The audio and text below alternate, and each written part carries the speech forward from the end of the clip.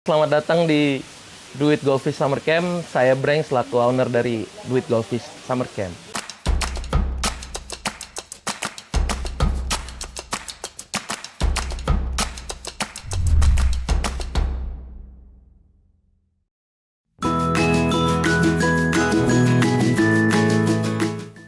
Fish head like a chef hat. How cute and adorable. Is it easy to die? Seriously?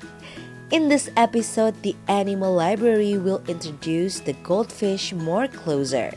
Ya, ini semua berangkat dari hobi karena menurut kita sesuatu yang kita sukai dan kita lakukan dengan tekun, apalagi dari hobi kita, pasti akan menjadi sesuatu yang benar-benar nikmat nih.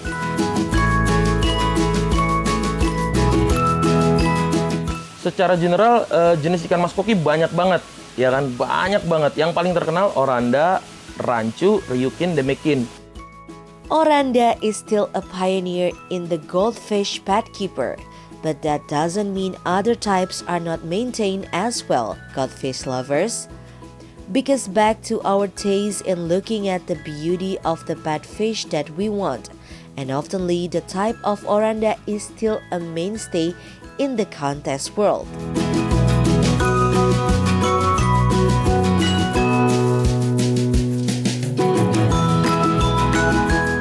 Ikonik dari quality goldfish itu semua orang tahu tuh di oranda ya. Kita ikonnya lebih banyak di oranda. Kebetulan di beberapa show sih kita banyak menang di oranda. Tapi nggak cenderung di jenis lain juga sih, kita main juga.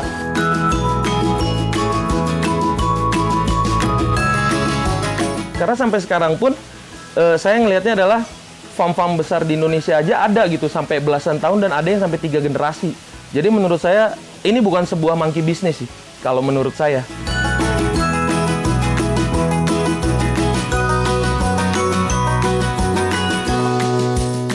Saya Muhammad Nurja Yusman dari breedernya Do It Goldfish. Kalau oranda itu yang menjadikan dia ciri khasnya adalah di kepala dan ekor. Kepala oranda, kepalanya rancu, kepalanya ryukin dan demekin dan jenis-jenis koki lainnya itu memang berbeda-beda. Oranda itu memiliki ciri fisik itu yang paling khas itu sebenarnya ada 2 di kepala dan ekor.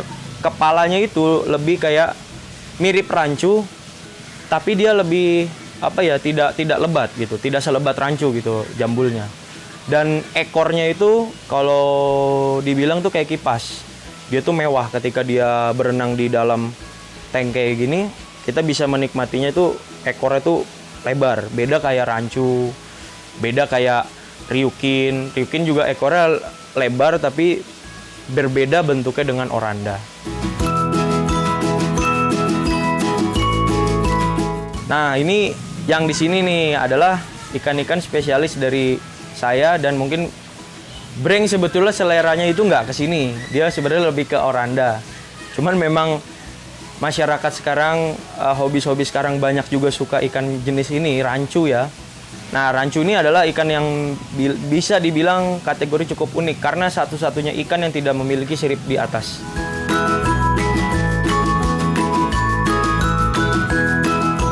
Bedanya kalau untuk ikan koki show dan koki buat sekedar lihat-lihatan di rumah.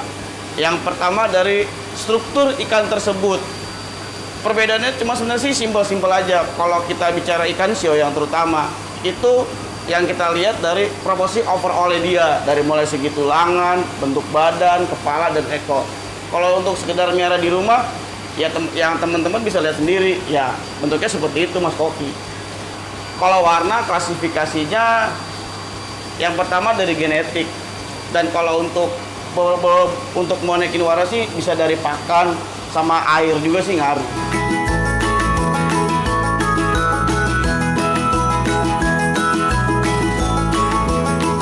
Jadi banyak yang bingung juga nih, ini kenapa sih mas grade-nya fancy, ini kenapa show ya kan? Jadi yang menentukan adalah struktur badan. Nah itu, karena kan yang kalau show itu kita buat kontes, kalau fancy ya kita buat nikmatin aja nih gitu kan. Kalau yang kontes, biasanya kalau yang kontes atau show quality, dia nggak akan padat banget ditaruhnya di suatu tank atau akuarium. Paling utama banget maintenance air. itu kalau saya pribadi, maintenance air setiap hari dibuang 10%. Karena biar mencegah amoniak lah, jangan terlalu tinggi juga.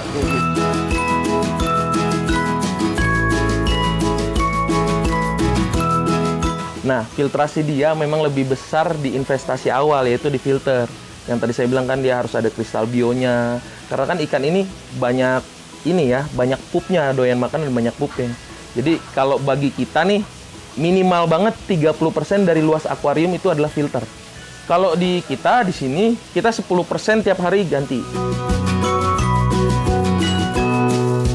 Jadi kalau menurut saya hal-hal yang dilakukan untuk melihara ikan mas koki adalah yang pertama pelajari dulu, nonton dulu video-videonya ya kan. Yang kedua tanya ke teman-teman pemain yang lain, mulai dari breeder, mulai dari groomer. Groomer itu adalah orang-orang yang melihara ikan mas koki.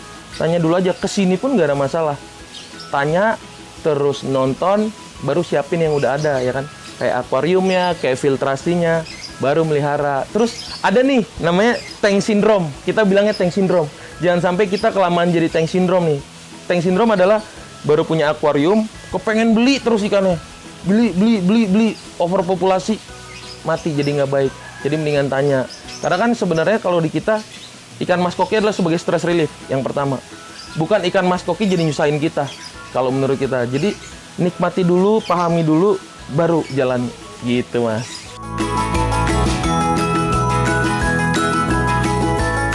Kita jualnya startnya dari 250.000 dan ikan yang pernah kita jual termahalnya baru sampai $500 per ekor. Itu kita jual ke luar negeri. Kebetulan kita juga ada customernya yang di luar negeri juga mas, tapi masih di Asia. Karena transshipper kita belum bisa nge-reach yang ke Eropa. In the transition, climate season also affect the endurance of the goldfish, especially the disease of rotten gills.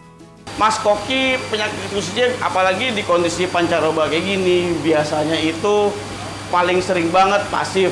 Kenapa dibilang pasif? Karena perubahan suhu air. Yang paling fatal itu dari mas koki kondisi kayak gini biasanya penyakitnya di insang sih, yang suka putih-putih, atau kalau di penghobi koki itu dibilangnya insang busuk. Itu yang paling fatal karena sifatnya gampang menyebar ke teman-temannya yang lain. Biasanya kondisi air yang buruk atau kesehatan ikan tersebut udah kurang baik.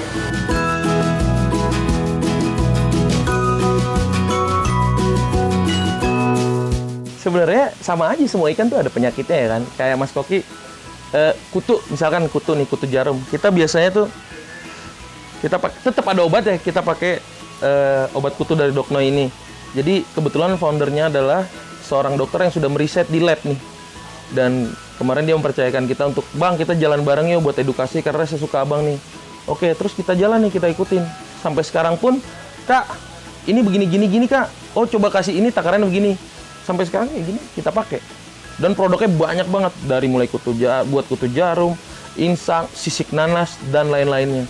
Gitu mas. In this segment, we will discuss about fish quarantine and fish transfer.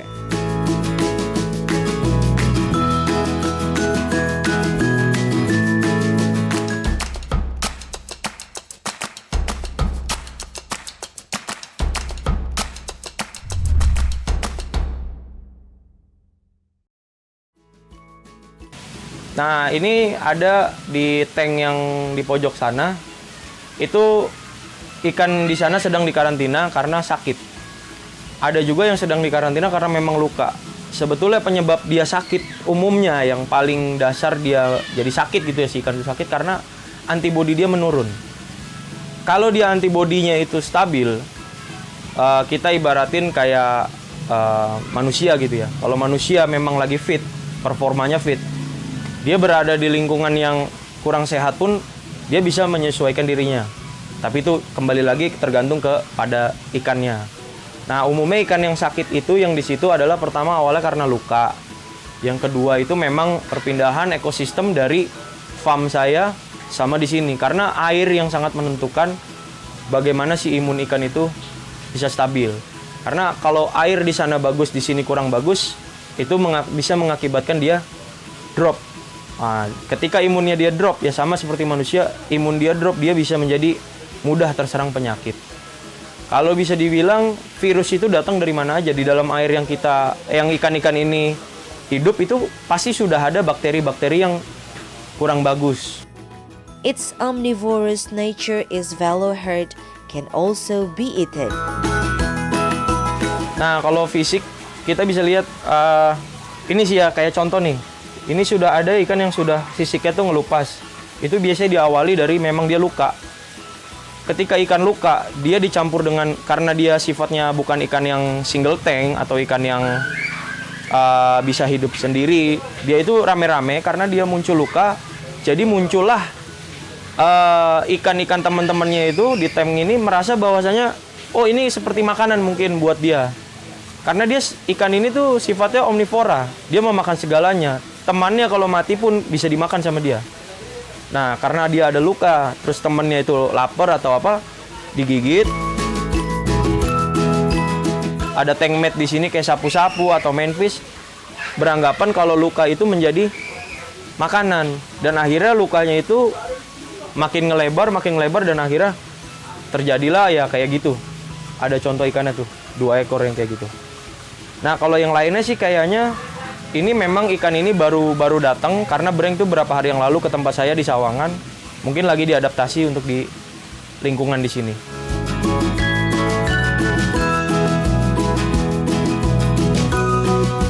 Kalau pakan kebetulan kita jual, bro. Contohnya kayak gini. Ini bentuk salah satu kemasannya ya, dari quality goldfish yang kita jual. Itu apa? Ini pelet. Pelet yang kita udah coating buat, contohnya buat naikin kepala, warna, sama mencegah penyakit. Ada semua di sini kandungannya.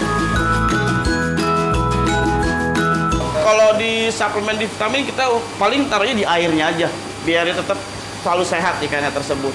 Kan kalau ikan sehat itu kan kita ngeliatnya juga jadi nyaman. Beda sama ikan yang sering sakit, dikit-dikit cengeng, atau dia lebih pasif gaya renangnya.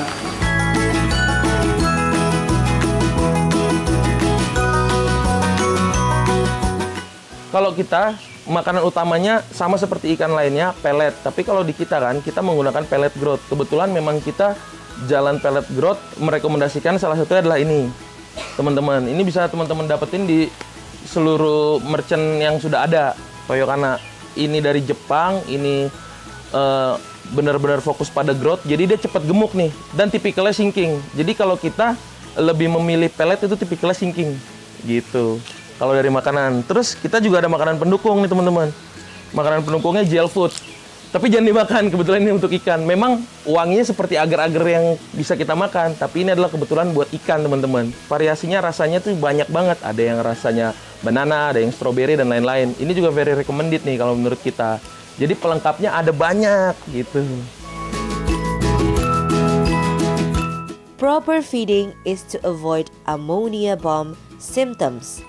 Jadi pola makan ikan mas koki, sebenarnya ikan mas koki ini kan seperti ikan mas. Dikasih makan pasti makan. Kita kasih makan di sini 10 kali, 8 sampai 10 kali. Kita menggunakan pin food timer. Karena kan kita fokus membesarkan kan, jadi takarannya biar cepet dan pasti gitu. Teman-teman bisa kasih lebih dari itu juga kalau mau gitu. Kita fokus growth yang lebih, makanya kita kasih makan. Tapi satu nih teman-teman, jangan sembarangan kasih makan. Kasih makan dulu sedikit demi sedikit, sudah habis kasih. Kalau nggak habis dikasih terus, dia bisa bahaya, jadi bom amonia. Jadi bom amonia itu adalah yang ngebuat air kita jadi keruh ya kan. Karena makanan atau sisa makanan nggak habis nih. Jadinya bisa bikin ikan kita sakit tuh. Itu yang bahaya tuh.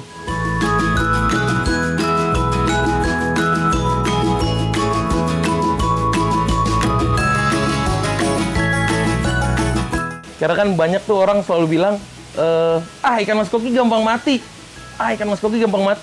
Nah, justru kita ngebuka stigma itu. Kalau mau nggak gampang mati, coba nih apa yang udah kita riset sama teman-teman yang lain, diikuti deh. Pasti nggak gampang mati. Terus kita juga mau maintenance teman-teman yang udah ada nih. Jadi mereka senang gitu. Makanya kan tadi saya bilang, ikan mas koki itu dunianya gini nih, nggak gini gitu. Jadi gini terus gitu mas. Stabil. Sampai sekarang benar-benar stabil. Sampai sekarang pemain lama ada, pemain baru ada, regenerasinya ada. Jadi kayak customer kita yang tadi saya bilang tuh ya kan, dia udah mulai jenuh. Akhirnya dia udah nggak main ikan mas koki. Tapi ada nih customer baru. Ini juga mungkin karena dari teman-teman ikan mas koki nih yang udah mulai mindsetnya, yuk kita edukasi atau kita bermain di dunia digital. Jadi mulai banyak yang tahu tuh mas, udah banyak tahu. Masa sih ikan mas koki begini? Akhirnya kita ajakin. Jadi regenerasi terus, belum putus. Mudah-mudahan sih nggak putus. Kita bukan hanya sekedar jual ikan mas koki, karena memang basicnya. Bahkan kita by the way sebagai content creator juga akhirnya dipaksa untuk mengikuti jejak digital yang sedang berlaku sekarang gitu.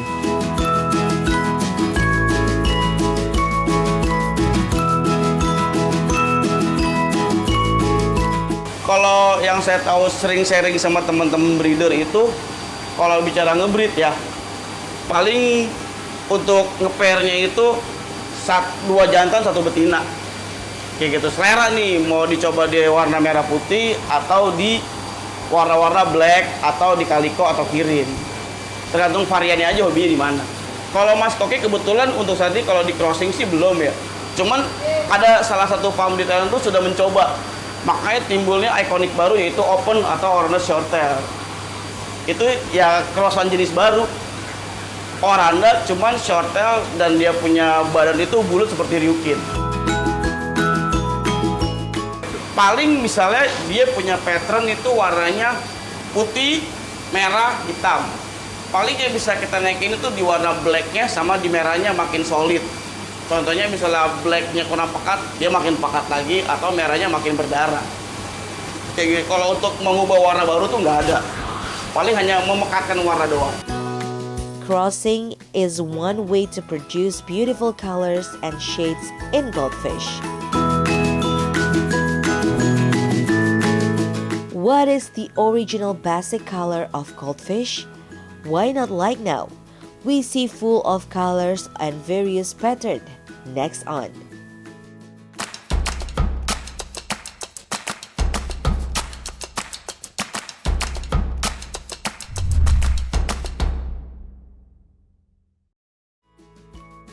Sejarahnya di ikan koki ini memang awalnya ya warnanya itu tidak seperti sekarang. Memang warnanya itu adalah warna-warna dasar.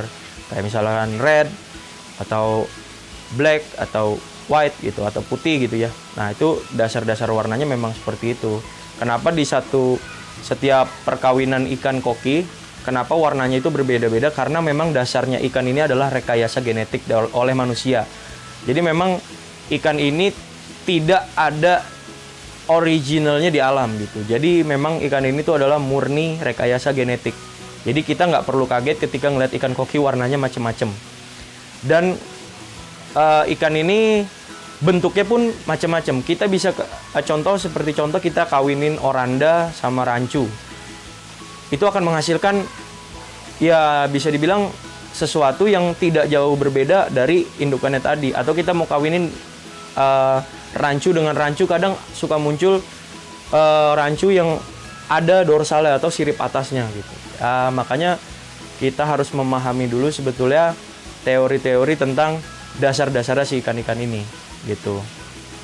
Nah, ini kita lanjut di yang bak fiber terakhir.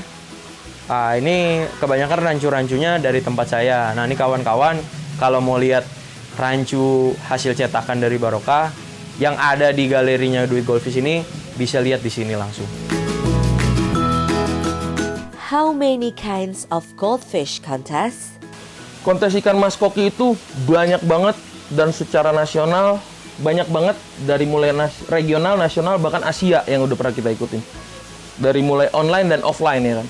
Kontesnya banyak banget dan yang dilihat dari kontes adalah struktur badan ikannya. Makanya tadi ada grade show quality itu.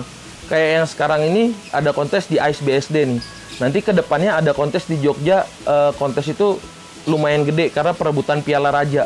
Piala Raja itu piala dari pemerintah yang di sana. Jadi memang kontes ini amat besar gitu potensinya dan animonya.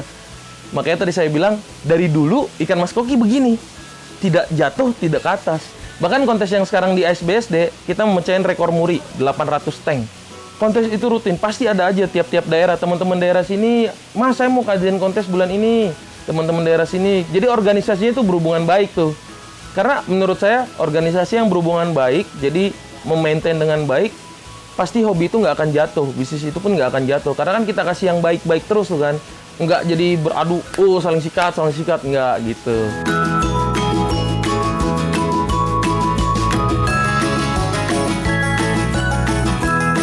Penilaiannya yang pertama itu konstruksinya, anatominya sudah benar atau belum. Yang kedua itu impression atau gaya renang. Terusnya ada beberapa macam lagi seperti finesse, itu sebagai penilaian juga. Gitu, dia punya tulangannya sudah memadai apa belum. Misalnya kita punya ikan yang sudah menang show, kita beli di grade sekian, otomatis tuh harga bisa dikali 3 atau kali 4. Range harga di quality goldfish ini, fancy-nya itu range harganya di 1 juta up. Kalau baby-nya untuk bicara show quality di 3 juta up. Iya, karena kita bicara ikan show quality.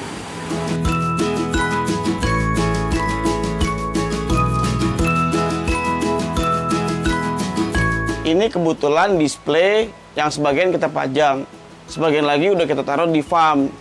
Kebetulan next month kita mau opening, potong pita. Tanggal berapa ya?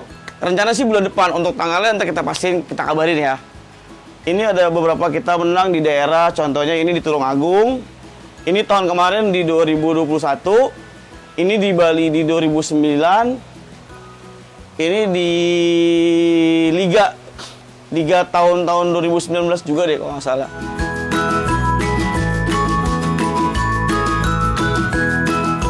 Untuk para hobiis, kawan-kawan semua yang pengen pelihara koki, baiknya yang pertama adalah kita cek dulu kandungan air yang ada di tempat kita masing-masing.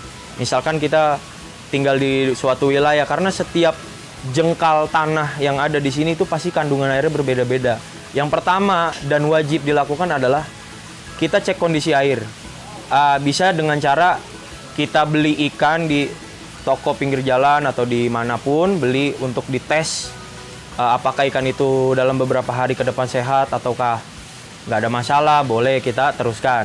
Tapi yang sebaiknya yang paling betul adalah kita bawa sampel air itu ke laboratorium untuk dicek kandungannya. Jadi kalau sudah dapat hasil dari laboratorium, kita bisa mengantisipasi bahaya-bahaya seperti zat-zat besi, terus zat-zat yang negatif lah di kandungan di dalam air.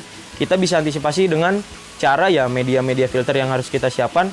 Jadi kalau misalkan ada di kandungan air ini mengandung zat besi, berarti kita media filternya harus pakai tambahan arang atau batu zeolit atau apapun itu yang direkomendasikan oleh laboratorium gitu sih.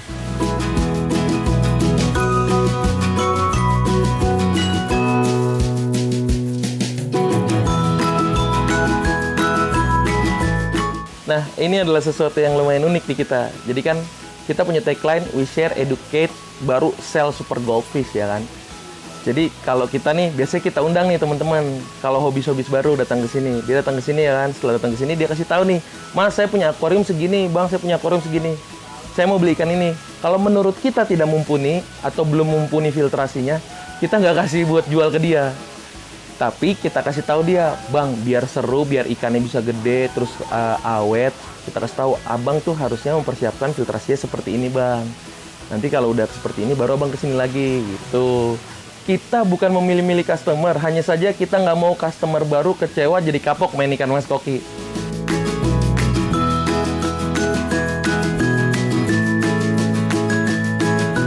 Untuk orang awam, susah atau gampang melihara mas koki, jawabannya adalah gampang kalau masnya suka dan niat.